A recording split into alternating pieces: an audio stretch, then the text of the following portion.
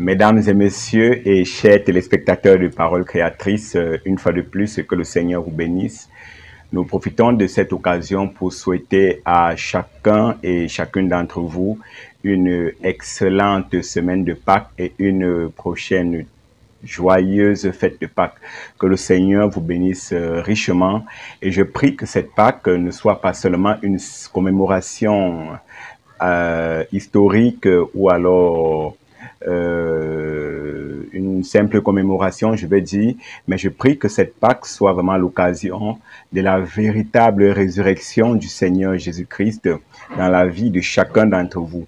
Parce que la Pâques, selon la Bible, c'est la plus grande fête. C'est l'histoire de la rédemption du chrétien. C'est le plus grand souvenir dans la mémoire du chrétien pour ce que le Seigneur Jésus-Christ a fait pour vous et moi. Il a donné sa vie sans laquelle nous ne serions pas appelés des chrétiens aujourd'hui. Le Dieu Tout-Puissant, le Créateur des cieux et de la terre, il a laissé le ciel, il a laissé l'adoration des anges, il a laissé toute la gloire, la majesté et la félicité du ciel pour venir vivre sur la terre en tant qu'humain et venir donner sa vie en sacrifice pour toi et moi afin que nous puissions être sauvés, afin que nous puissions être rachetés, afin que nous puissions avoir la vie éternelle. Le Seigneur Jésus-Christ, donc en ce moment, a donné sa vie, il a sauvé l'humanité et aujourd'hui, nous pouvons être heureux d'être des bénédictions, d'être des bénéficiaires de la Pâque qui est la résurrection, la mort, l'ensevelissement et la résurrection du Seigneur Jésus-Christ. Aujourd'hui, nous allons aborder un thème assez capital, tiré du message « La mise au tombeau ». Et vous savez que la mise au tombeau, la mort du Seigneur Jésus-Christ, est un événement qui est des plus capitaux pour la marche chrétienne. Un événement capital, je veux dire, pour la marche chrétienne et pour l'histoire de l'humanité. Les chrétiens commémorent la Pâque, beaucoup la prennent comme une simple célébration, comme une simple fête.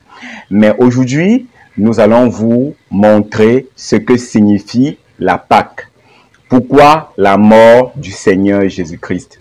Le Seigneur Jésus-Christ est juste parce qu'il voulait tourner un scénario, mais c'était pour que l'humanité, vous et moi, puissions avoir accès au trône de gloire, pour que nous puissions avoir accès à la présence de Dieu. Vous savez que dans l'Ancien Testament, il n'y avait que le souverain sacrificateur qui avait accès au lieu très saint, là où on pouvait consulter Dieu. Et toute autre personne étrangère à la souveraine sacrificature et qui essayait d'entrer dans ce lieu méritait la mort. Par contre, quand Jésus est venu et qu'il a donné sa vie, la Bible dit que le voile du temple s'est déchiré depuis le bas jusqu'en haut. Ce qui veut dire que vous et moi avons aujourd'hui la possibilité d'entrer dans le lieu très saint afin de communier avec le Créateur, de communier avec le Seigneur Jésus-Christ. Aujourd'hui, pour prier Dieu, tu n'as plus besoin de passer par un intermédiaire, tu n'as plus besoin de passer par un saint, tu n'as plus besoin de passer par un ange, parce que le chemin a été ouvert lorsque le voile a été déchiré. Nous n'avons plus à nous plaindre, nous n'avons plus besoin de nous lamenter, le Seigneur a ouvert le chemin. Et je vais lire dans la parole de Dieu en guise d'introduction, dans le livre de Matthieu, chapitre 27, depuis le verset 45. Depuis la 6e heure jusqu'à la 9e heure, il y eut des ténèbres sur toute la terre. Et vers la 9e heure, Jésus s'écria d'une voix forte, « Élie, Élie, lama sabachthani » c'est-à-dire, « Mon Dieu, pourquoi m'as-tu abandonné » Quelques-uns de ceux qui étaient là, l'ayant entendu dire, « Il appelle Élie » Et aussitôt, l'homme courut prendre une éponge qui remplit d'un vinaigre, et l'ayant fixé à un roseau, il lui donna à boire. Mais les autres disaient, « Laisse, voyons si Élie viendra le sauver. » Et Jésus poussa de nouveau un grand cri et rendit l'esprit. C'est ainsi que notre Seigneur Jésus-Christ est mort sur la croix. Mais pour que vous puissiez avoir la quintessence de la mort du Seigneur Jésus-Christ, avec les prophéties des prophètes qui ont été avant lui, comment ils ont typifié la mort du Seigneur Jésus-Christ depuis Job, Abraham et les autres. Je vous laisse écouter avec attention ce merveilleux message intitulé « La mise au tombeau ». Que le Seigneur vous bénisse richement. The sermon, The Entombment, by Brother William Marion Branham, was delivered on Saturday evening, April 20th, 1957, at the Branham Tabernacle in Jeffersonville, Indiana, USA. Ce sermon, intitulé « La mise au tombeau », a été prêché par frère William Marion Branham le samedi soir 20 avril 1957 au Branham Tabernacle à Jeffersonville, Indiana, USA. Blessed Heavenly Father, with the presence of the Holy Spirit already here, we approach Thy holy word. Cher Père Céleste, alors que la présence du Saint-Esprit est déjà ici, nous abordons ta sainte parole. And although with a bad voice, trying to hold back and speak the words just as slow and steady as I can, I ask for your divine guidance and the unction of the Holy Spirit to move among us tonight. Et bien qu'avec la voix mal en point, essayons de me maîtriser et de parler aussi lentement et posément que possible, je demande ta conduite divine et que l'onction du Saint-Esprit agisse parmi nous ce soir. And may He who is omnipresent, may He take the Word of God and give it to every heart just as we have need.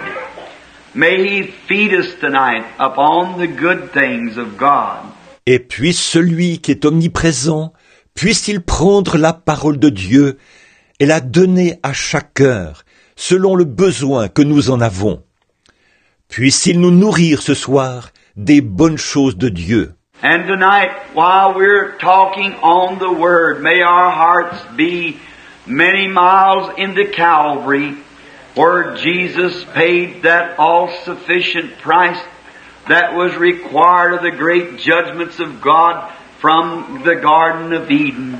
Et ce soir, alors que nous parlons de la parole, puissent nos cœurs être plongés profondément dans le calvaire, là où Jésus a payé le prix entièrement suffisant qui était exigé par les grands jugements de Dieu depuis le Jardin d'Éden.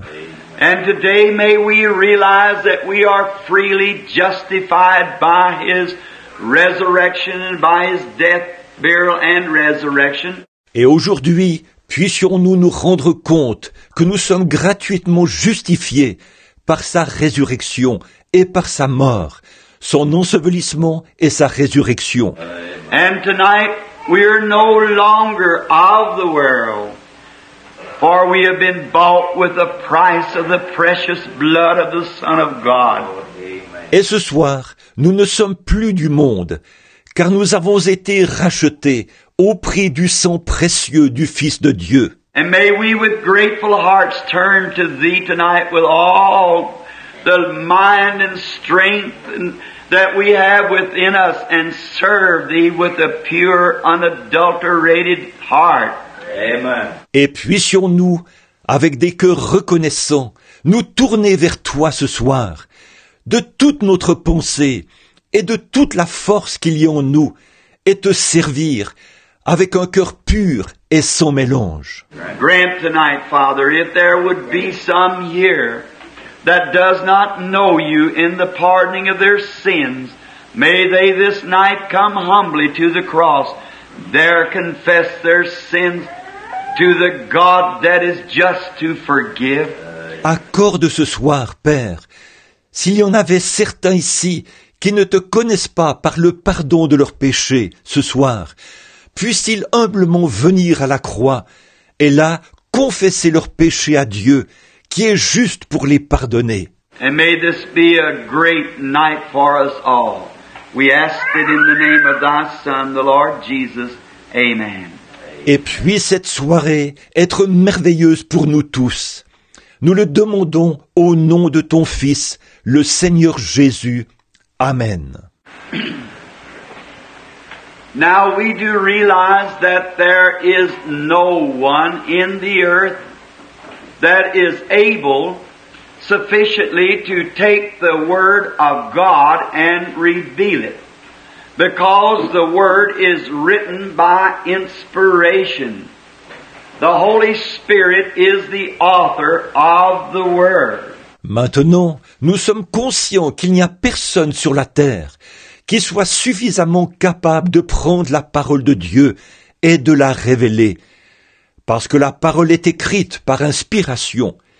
C'est le Saint-Esprit qui est l'auteur de la parole. And when one was sought for in heaven to take the book and to loose the seals, there was found no one in heaven, nor in earth, nor beneath the earth, that was worthy to loose the seals or even to look upon the book. Et quand on a cherché quelqu'un dans le ciel pour prendre le livre et en rompre les sceaux, personne dans le ciel, ni sur la terre, ni sous la terre, n'a été trouvé digne de rompre les sceaux, ni même de regarder le livre. And there was a lamb there that had been slain since the foundation of the world. And he come and took the book out of the hand of him that sat upon the throne and loosed the seals and opened up the word. Et il y a eu là un agneau qui avait été immolé depuis la fondation du monde. C'est lui qui est venu prendre le livre de la main de celui qui était assis sur le trône, qui a rompu les sceaux et qui a ouvert la parole. And we are tonight believing and trusting in Him that He will open the Word for us. And now as I read in the second chapter of Acts, as I give out, the first night was the second coming and of the Lord Jesus, being Wednesday, and Thursday night was on the all-sufficient sacrifice. Et ce soir, nous croyons et nous avons confiance en lui, qu'il ouvrira la parole pour nous, tandis que je lis le chapitre 2 des Actes. Comme je l'avais annoncé le premier soir, c'était sur la seconde venue, et du Seigneur Jésus, c'était mercredi. Et jeudi soir, c'était sur le sacrifice entièrement suffisant. And Friday night was on the all-sufficient atonement, the perfect. Did you get it last night? The perfect, how we can be absolutely blameless and perfect in the sight of God. Et vendredi soir, c'était sur l'expiation entièrement suffisante, ce qui est parfait. L'avez-vous saisi hier soir? Ce qui est parfait, comme nous pouvons être tout à fait irréprochables et parfaits aux yeux de Dieu.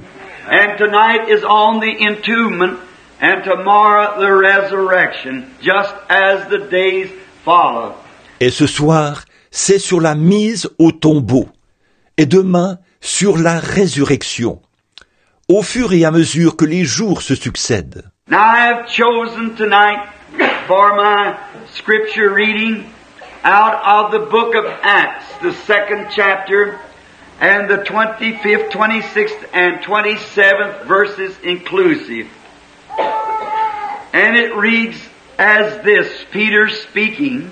Or, ce soir, pour la lecture des Écritures, j'ai choisi un passage dans le livre des Actes, au chapitre 2, les versets 25, 26 et 27 inclus. Et il y est dit ceci, c'est Pierre qui parle. For David spake concerning him. I foresaw the Lord always before my face, for he is on my right hand, that I should not be moved. David, car David a dit de lui, « Je voyais constamment le Seigneur devant moi, parce qu'il est à ma droite, afin que je ne sois point ébranlé. » Therefore did my heart rejoice, and my tongue was glad. Moreover also my flesh shall rest in hope. Aussi mon cœur est dans la joie, et ma langue dans l'allégresse, et même ma chair reposera avec espérance. Because thou wilt not leave my soul in hell, neither wilt thou suffer thy Holy One to see corruption. Car tu n'abandonneras pas mon âme dans le séjour des morts, et tu ne permettras pas que ton saint voie la corruption. What a beautiful text for this night, for to give the context of him being in the tomb. Quel beau passage pour ce soir, pour présenter le contexte, celui qui était dans le tombeau. The first thing we wish to draw your attention to is the infallibility of God's Word. God keeps His Word to the letter. La première chose que nous désirons voir, sur laquelle nous désirons attirer votre attention, c'est l'infaillibilité de la parole de Dieu. Dieu tient sa parole à la lettre. And tonight we want to fasten our thoughts on that God keeps His Word.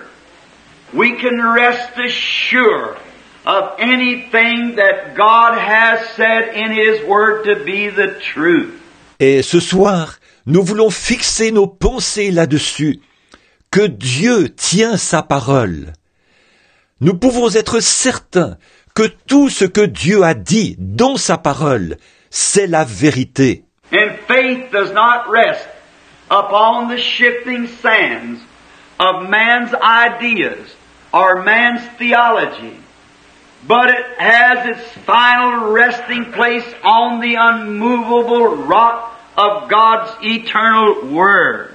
Et la foi ne repose pas sur les sables mouvants des conceptions humaines ou de la théologie humaine, mais elle a son lieu de repos définitif sur le rocher immuable de la parole éternelle de Dieu. The Word, if God has said it, that is forever the truth.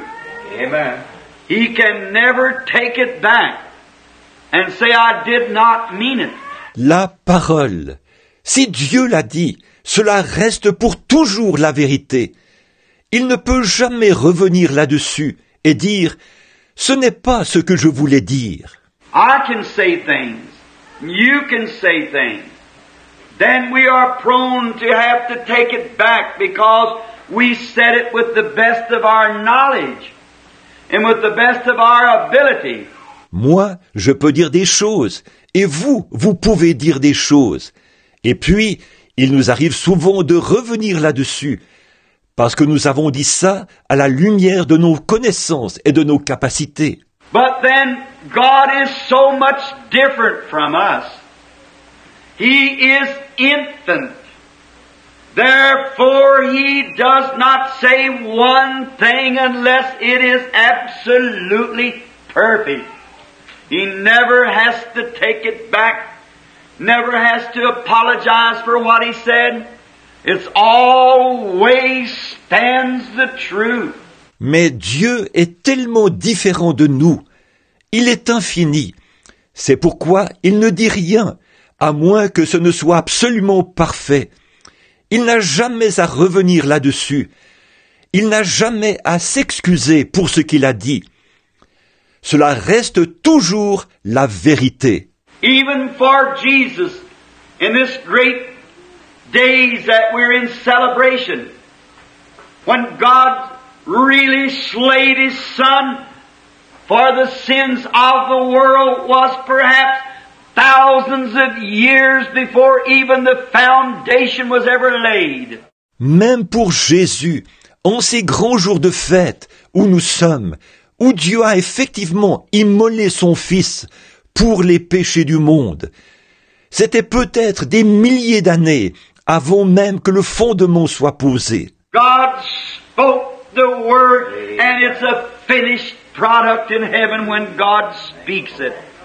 It's already finished. Dieu avait prononcé la parole, et c'est un produit fini au ciel.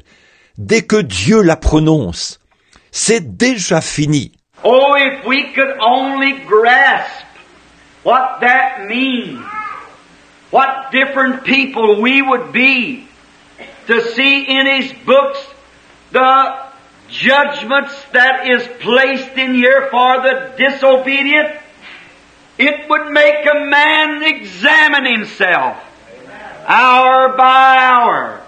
Oh, si seulement nous pouvions saisir ce que cela signifie, comme nous serions des gens différents, de voir dans ces livres les jugements qui sont décrits pour celui qui désobéit. Cela amènerait un homme à s'examiner heure après heure. It would make the righteous rejoice hour by hour to read the blessings that God has promised to the faithful. Et le juste à se réjouir heure après heure en lisant les bénédictions que Dieu a promises à celui qui est fidèle. And we can rest assured that every word will be fulfilled. Just anchor our soul on it. It's always been that way. Et nous pouvons être certains que chaque parole s'accomplira. Ancrons simplement notre âme là-dessus. Ça a toujours été comme ça. When God spoke to Noah, way back in the antediluvian world, maybe perhaps before a Bible was ever written, or this Bible anyhow was ever written, God told Noah there was coming a storm, and the waters were going to cover the earth. Quand Dieu a parlé à Noé, il y a longtemps, à l'époque du monde antédiluvien, peut-être même avant qu'une Bible ait été écrite, ou que cette Bible, du moins, ait été écrite, Dieu a dit à Noé qu'une tempête allait venir et que les eaux allaient couvrir la terre. And without one speck of evidence that it would happen, everything very contrary, Noah moved with fear and built the ark, prepared it. It was for the saving of his household and himself. Et sans la moindre preuve que cela allait s'accomplir, tout présageant le contraire, Noé a agi avec crainte et il a construit l'arche, il l'a préparée. C'était pour se sauver lui-même ainsi que sa famille. God never let him down because it was His word. It had to happen when God said it would happen. Dieu ne l'a jamais abandonné parce que c'était sa parole. Cela devait s'accomplir au moment où Dieu avait dit que cela s'accomplirait. Now, when Job, the oldest book in the Bible, that's written perhaps before Genesis was written, and it was included in the Bible, and Moses wrote the Genesis. Or Job, le plus vieux livre de la Bible, écrit peut-être avant que la Genèse soit écrite, et cela a été inclus dans la Bible. Et c'est Moïse qui a écrit la Genèse. Job, in his book, he rested solemnly upon the promise God made him. Job, dans son livre, il s'est solennellement reposé sur la promesse que Dieu lui avait faite. And he stood by his burnt offering without a fear in his heart, knowing that what God had said God was able to perform. Et il s'est tenu à son holocauste, sans aucune crainte dans son cœur, sachant que ce que Dieu avait dit, Dieu pouvait l'accomplir. And when everything seemed to go contrary, Job stood firm because God's promise was firm. God promised Job and Job rested on that promise. Et quand tout semblait aller à l'encontre, Job est resté ferme, parce que la promesse de Dieu était ferme. Dieu avait fait une promesse à Job, et Job s'est reposé sur cette promesse. Oh, if the church could ever get to that place, to where it could solemnly rest upon God's eternal word to be the truth. What a difference there would be. What a correcting there would be. Oh, si l'Église pouvait jamais en arriver au point où elle pourrait solennellement se reposer sur la parole éternelle de Dieu comme étant la vérité. Quelle différence il y aurait! Quelle correction il y aurait! What a cutting away there would be. What a joy there would be. What a power there would be. When men and women would take God at face value, what He said is the truth. Quel émondage il y aurait! Quelle joie il y aurait! Quelle puissance il y aurait! Si les hommes et les femmes prenaient Dieu au mot, croyant que ce qu'il a dit est la vérité. No matter what the circumstances look like, that has nothing to do with it. God said so, that settles it. Peu importe de quoi ont l'air les circonstances, ça n'a rien à y voir. Dieu l'a dit, cela règle la question. And Job, when he was in the most trying time of all his experience, when he had been found in the presence of God a just man, even God said he was perfect. Et Job, quand il est arrivé à l'heure de la plus grande épreuve de toute son expérience, alors que dans la présence de Dieu, il avait été trouvé juste, Dieu lui-même avait dit qu'il était parfait. There was none like him in the earth. And Satan was given the privilege to tempt him, saying, I'll make him curse you to your face. Il n'y avait personne comme lui sur la terre, et il a été donné à Satan le privilège de le tenter. Il a dit, je l'amènerai à te maudire en face. And he almost took Job's life and would have done it, but God drawed a boundary line. Said, you can do anything to him, but don't take his life. Et il a presque ôté la vie de Job, et il l'aurait fait.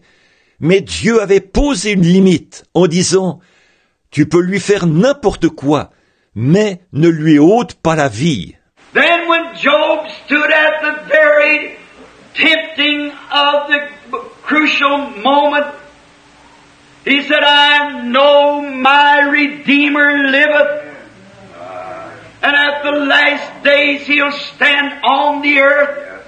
Though the skin worms destroys this body, yet in my flesh shall I see God.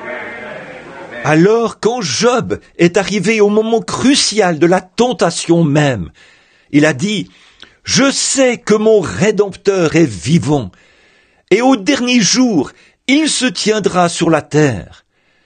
Quand les vers de ma peau détruiraient ce corps, de ma chair, je verrai Dieu. No matter how dark it seemed and how unreal it seemed, there was something that Job anchored his soul on God's eternal promise.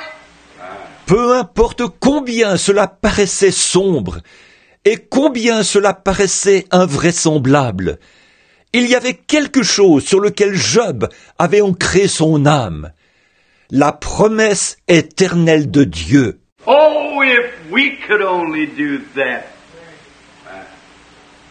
Notice, he rested on the promise.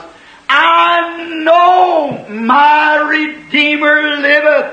Oh, si seulement nous pouvions faire ça. Remarquez, il s'est reposé sur la promesse. Je sais que mon Rédempteur est vivant.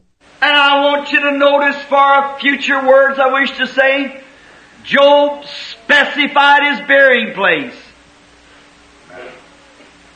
And when Job died, he was buried thus. Et je veux vous faire remarquer, car je me propose de dire quelques mots là-dessus plus tard, que Job a précisé le lieu où il serait enterré.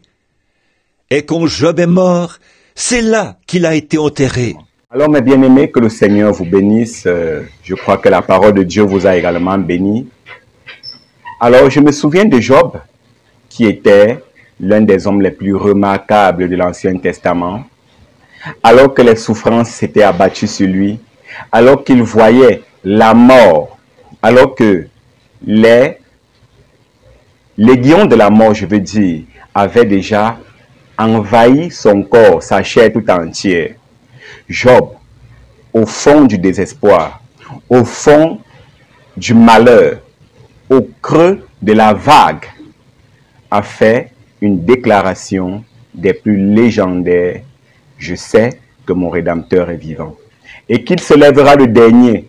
Je le verrai en ce jour-là de mes yeux, non pas ceux d'un autre, je le verrai de mes yeux. Cela doit être ta confession, mon bien-aimé. Mais avant de voir le Seigneur Jésus-Christ, il faudrait que cette vie qui est sortie de lui au calvaire puisse revenir sur toi. Il faudrait que cette vie, cette Pâque, soit pour toi une naissance avec Christ. Il faudrait que cette Pâque soit pour toi un engagement sincère avec le Seigneur Jésus-Christ, afin d'être participant de sa nature, comme le brigand à la croix, alors qu'il y avait deux brigands, vous le savez. L'un d'entre eux se moquait du Seigneur. On dit que tu as guéri les malades, on dit que tu as ressuscité les morts, on dit et ça, sauve-toi et sauve-nous. Mais le brigand, à la droite, a dit à Jésus, Seigneur, souviens-toi de moi lorsque tu viendras dans ton royaume. J'aimerais que tu adoptes la posture du brigand à la croix, à la droite de Jésus. Et je crois que le paradis, le ciel, te sera donné gratuitement.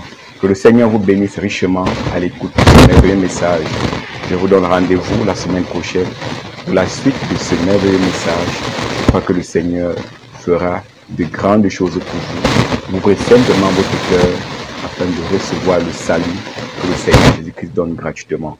D'ici à là, portez-vous bien et que le Seigneur vous bénisse. Shalom.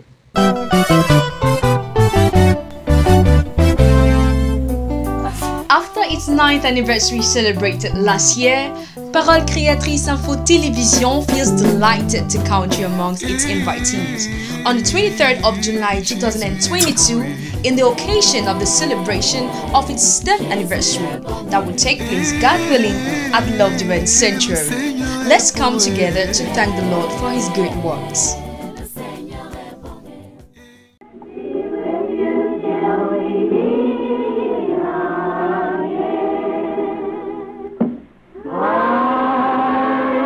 Que par son conseil, il vous guide, vous soutienne.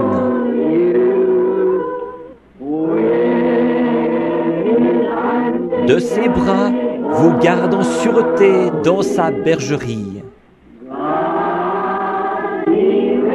Dieu soit avec vous jusqu'à ce que nous nous revoyions.